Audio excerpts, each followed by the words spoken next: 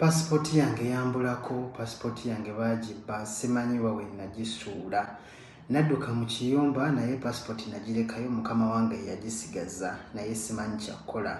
Agent wange yandeeta twafuna obutakkaanya passport yange nagiwamba era ngamba nti muwe ssente anzirize passport yange. Nkole ntya? Mpulira mbikooye njagala kuddaka naye simanyi wawe ntandikira. Ebyo bye bibuuzo bye ngenda okwanukula olunaku olwaleero. Video eno oyina either kulaba namba oba butagirabira ddala. Oba oliawo ansa y'ekibuuzo kyo eri ku nkomerero ya video. Era video eno ejja kugwayo ku YouTube channel yange bulungi osobola okutegeera ensonga nnyingi nnyo. Baganda bange mugamba mutya kansubire muli bulungi amanya nze Shafiki nga bulijjo. Olwaleero ngenda kwogera ebintu bingi nnyo ebikwatagana ne passport naddala wano mu ggwanga lya UAE. Ki ky'olina okukola singa passport ebeebuze, singa mukama wa bagisigazizza. Nja kukola video enamba singa oba odduse mu kiyumba oba ku mulimu n'oleka passport yo ku mulimu oyinza kukola otya. Naye nga okubasunirako akatini oyina engeri bbiri zokka. Ekisooka okukkaanya ne mukamaawo eyasigaza passport kubanga wadduka ku mulimu oyina okukkaanya naye n'aba ng'agikuwa mu buntu. Bwe kiba si kyekyo bw'agaana ng'aganya cooperatinga oba olina okweyongerayo mu Labour Court oba ku Ministry of Labour n'oggulawo omusango.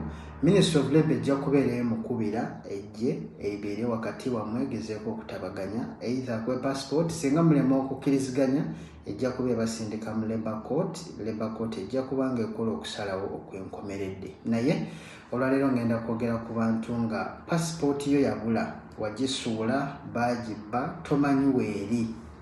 Ekisookera ddala amangu ddala nga wakitegedde nti passport yeebuze olina okugenda mu bifo w'osuubira we wagisudde n'olubeera ng'oripootinga ku lost and found. Tugeze wagenzeeko mu restaurant oba wagenzeeko ku hotel oba wagendako ku beach olina okuripootinga amangu ddala. Singa oba tofunye kwanukulwa mu kaseera kannaku nga 2 kiba kitegeeza nti olina okugenda ku poliisi eri okumpi mu kifo ekyo n'obeera nga oteekayo complain yo. Bw'onaaba nga oteekayo complain yo bajja kusaba passport eyo yennyini ekifaananyi kyayo oba photocopy singa oba ogiyina. Bajja kusaba obufaananyi 2 oba passport obubwo. Bajja kusaba ebbaluwa ya company singa obeera ng'oli under company sponsorship. Company erina okuwa ebbaluwa nga yali printed bulungi ng'eraga ng'ebajja ejja kuwa company license bakuwe ne company establishment card. Ebyo poliisi bajja okusaba. Olina okugenda n'osindika ebbaluwa eyo ku emirate.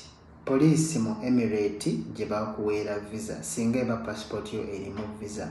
Singa oba ng'oli ku tourist visa oba olina okutegeeza travel agent eyakuleeta oba sponsor wo n'abeera nga ajja kuwa passport ye oba ajja kuwa passport copy ye then ajja kuwa ne Emirates ID ye n'ebintu ebirala bingi obeere nga ogenda ku poliisi olikugulewo omusango. Poliisi ejja kuwa ekibaluwa nga ekiwandiikidde General Directorate of Residency and Foreign Affairs gy'ojja okugenda. Bw'onaagenda ekibaluwa ekyo ojja kukiwa reception ali awo abeere nga akyentalinga mu system abeere nga akisitampinga nako. Bino byonna abikole watali ssente ne ku poliisi tebagenda kusaba ssente. Olunaava eyo olina okukwata ekibaluwa ekyo ekiri stamped n'okitwala ku Dubai Courts oba ng'oli mu Dubai. Okira nawo wanotuuka ku Dubai Courts reception ajja kuba nga akisitampingako ng'asayininga nako nti bakirecevinze era okikwate okitwale ku Directorate of Public Prosecution era nayo eri kumpi ne Labour Court. Bw'onaaba ng'oli mu Dubai nawo ojja kiwa receptionist ajja kukisayiningako akisitampinge. Oluvannyuma bwe baba bamaze okisitampinga poliisi ejja kuggulawo omusango etandike n'okunoonya ku bitongole byayo eby'enjawulo singa passport eyo baba bagireceivinga. Bw'onaakwata ekibaluwa ekyo nga bamaze okisitampingako bulungi ojja kukizzaayo ku poliisi eyo eyakikuwa. Poliisi eyakikuwa oluvannyuma ejja kukireceivinga ekuwandiikire gye bayita lost passport certificate. Ejja kubeera mu lulimi Luwarabu gy'ojja okukozesa okugitwala ku embassy ya Uganda mu emirate ya Bonaaboli Abu Dhabi ojja kukwata ekibaluwa ekyo poliisi kyenaabya kuwadde mu Luwarabu okitwale ku embassy ya Uganda mu Dubai oba embassy ya Uganda mu Abu Dhabi oba embassy ya Uganda mu UAE eyo gye bajja okubuulira ki ekyokuddako okufuna passport empya. Bw'onotuuka ku embassy bajja kubanga bakusaba ensonga ez'enjawulo, bajja kuba bakusaba ekyo kyennyini ekibaluwa, bakusaba obufaananyi, bakusabeyo ne ssente dirhams nga 2, bakusabe ne ssente z'okufuna passport. Naye ku embassy tebakya processinga passport za express, so kijja kuba kirungi bwonna ogenzeeyo ne bakutegeeza biki bye beetaaga okubeera nga bakuwa passport empya. Oluvannyuma singa onaaba omaze okufuna passport empya, jjukira nti passport yo yali mu visa, olina okugizzaayo ku General Directorate for Residency and Foreigners Affairs baddemu basitampingemu visa eyalimu.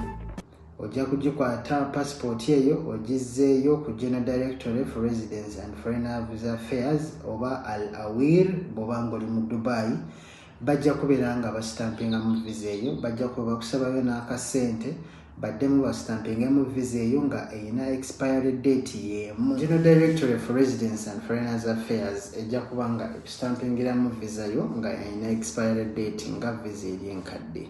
Bw'enaaba nga visa eweddeko bajja kuteeramu empya nga tebakukyaginze, naye bw'enaaba visa nga ekyaliko bajja kugiteekamu nga bw'eri. Oluvannyuma bw'otyo bw'osobola okufuna passport yo. Biki by'ojja okwetaaga? Ebiseera ebisinga ojja kwetaaga nnyo kopi ya passport enkadde, ojja kwetaaga obufaananyi, ojja kwetaagayo n'akasente akasaamusaamu. Wabula kirungi n'ogenda ku embassy ya Uganda embassy ya Uganda mu UAE eri mu ggwanga lya Abu Dhabi. Mu link awo nja kuba nteekamu direction wajja osobola okubisanga. Singa obeera ogenze mu vacation nga olina passport erimu ne visa naye n'otuuka Uganda passport neekubulako, oyinza kukola otya? Passport bwekubulako ng'oli Uganda, of course olina ogenda ku Ministry of Internal Affairs n'oddamu no processinga passport empya. Naye bw'omala okufuna passport empya olina okuapplyinga n'ofuna entry permit ejja okukkiriza okuyingira mu ggwanga lya UAE. Kati okusobola okuteeramu visa y'omu passport eyo empya gy'oba ofunye, ojja kugenda ku embassy ya UAE eri mu Uganda era bajja kubanga ogenda mu Consulate section.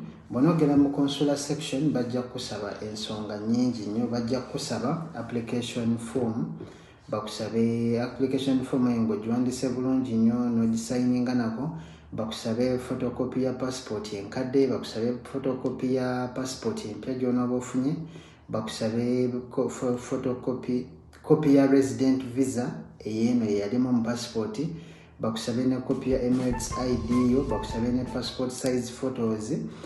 Ojja kufuna n'ebbaluwa okuva mu kampani eno ekukozesa nga eraga ekifo kyo ne kampani mw'oli. Then oluvannyuma ojja kugenda ne ku poliisi e Uganda bekuwa ekibaluwa ekiraga nti passport yo yabula. Ebyo bw'onoobifuna ojja kugenda mu Consulate section kwali ku embassy ya UAE mu Uganda, bajja kusobola okuba nga bakuyambira ddala bulungi nnyo, baddemu bateekemu visa yeeyo mu passport empya, bakuwe ne entry permit empya, obisobola okubeera nga ate komawo. Njagala okwongera okubategeeza baganda bange nti passport zammwe muzikuume bulungi. Passport zibbibwa, abaana bazibbira ddala. Mulimu n'abantu abafere ababba passport yo ne bagikolerako ebikyamu. Kirungi bwebanga passport yo bagibbe reportingirawo basobole okugiclosinga era government esobola okutegeera. Bw'oripotinga ku poliisi nti passport yo ebuze, poliisi etandikirawo okunoonya n'ebeera nga ekwatagana n'ebitongole byayo eby'enjawulo nga bababuuza nti passport ya gundi mwagirabyeko, nti nedda, passport yeeno mwagirabyeko, y'ensonga lwaki oripotinga. Ekyo kyonna process yonna ey'okuddamu okufuna passport yo bw'obanga oli mu ggwanga lya UAE eyinza okutwalako mwezi nga gumu. Naye nga ssente ebiseera ebisinga oba ojja kwetaaga dirhams nga 5 nga totaddeeko ssente za passport ng'ogenze ku embassy. Naye bw'onaaba ozitaddeko oyinza okunzikira mu dirham nga 8. Njagala okubeera nga mbasiibula. nja kukola video empanvu ku abscond oyinza otya okujja mu abscond mukama wo bw'aba ng'aganye cooperatinga oyinza kukola otya kyemulina okumanya nti gavumenti eriwo okuyamba poliisi eriwo okuyamba kyekyateesaawo ne labor court kubeera nga etabaganya wakati w'abakozi ne bakama baabwe ne bugamawo ne bwaba muloko abantu abamu tumanyi nti bosi waba muloko talina kyayinza kukolebwa naye ng'ekituufu si bwe kiri bosi ne baba muloko ayina kyayinza okukolebwa kubanga teri ali waggulu w'amateeka era baba basobola omukwatako bw'obeera nga otidde okumufeesinga genda ku poliisi bajja kuba bamukubira kubanga bo si ye mukama waabwe era tebamutya njagala mbe nga mbasibula naye nga mbajjukiza nti subscribing tujja kwongera okutegeera ensonga nnyingi nnyo nnyo nnyini ddala era nga njagala mbe nga nkoma wano mubeere bulungi